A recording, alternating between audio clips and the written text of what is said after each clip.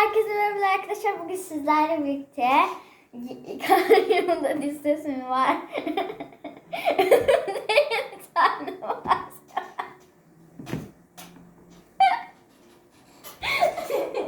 Malzemem var arkadaşlar. Neden güldüm?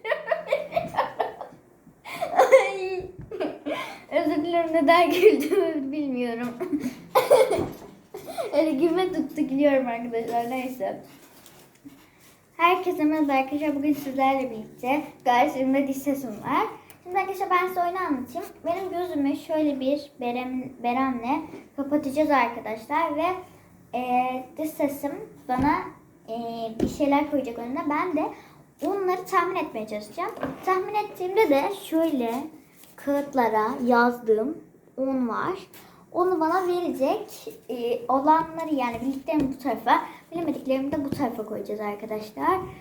Şimdi de başlayalım o zaman. Hemen gözümü kapatıyorum. Ama durun. Hemen bir listesini kapatsın. Evet listes. Kapat gözümü.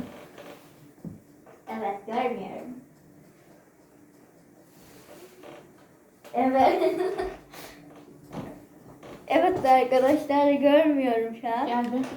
Yukarı kaldır kafanı. Ah, göremiyorum. Tamam.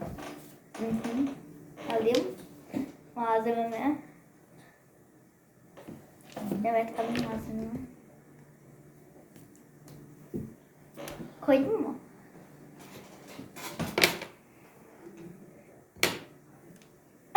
Ne var? Canlı bir şey mi koydun? Bu ne?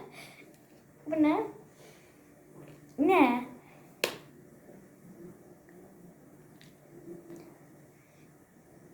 Ay, bu iğrenç.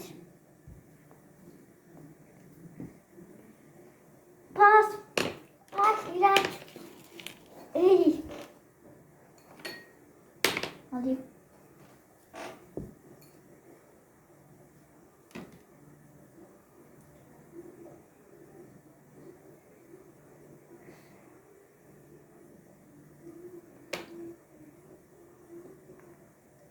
Ne ya?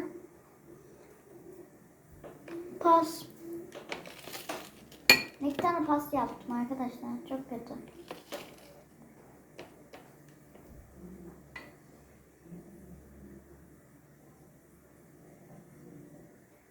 Biliyorum bunu. Laçın üstüne döktüğüm şey yok mu? The ses. Adı Cevap ne? ver. Adını unuttum.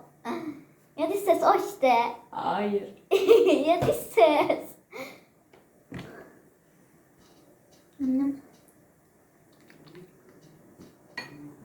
Vallahi güzel bir şey bu. Ben sütlacın üstüne koyuyorum. Bilemedim. Ya. Ama. Uy, bu ne? Bu ne?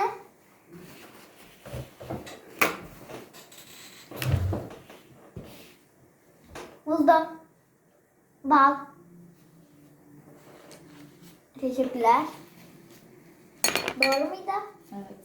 Paramı alayım. Teşekkürler.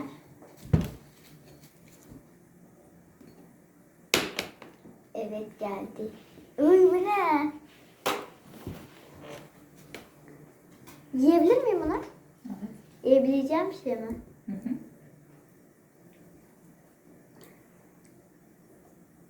İğrenç. Mayonez. Teşekkürler. Bildin mi? Evet. Paramı alayım. Ama çok kötü gidiyorum bence. Çek bunu. Pas. Alıyorum. Yiyebileceğim bir şey mi? Evet. Şeker. Evet. Bitti mi? Evet. Aa, çok kötü görüyorum şu an.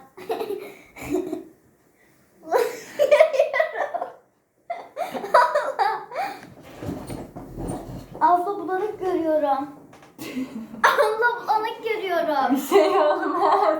Abla bulanık görüyorum. Yüzünü sıktık diye. Abla bulanık. Gözünü sıktık diye Ada. Her şeyden... Sen gözünü böyle yaptığın için görürsün öyle. Her şeyi iki tane görüyorum. Kapat ya olmadı.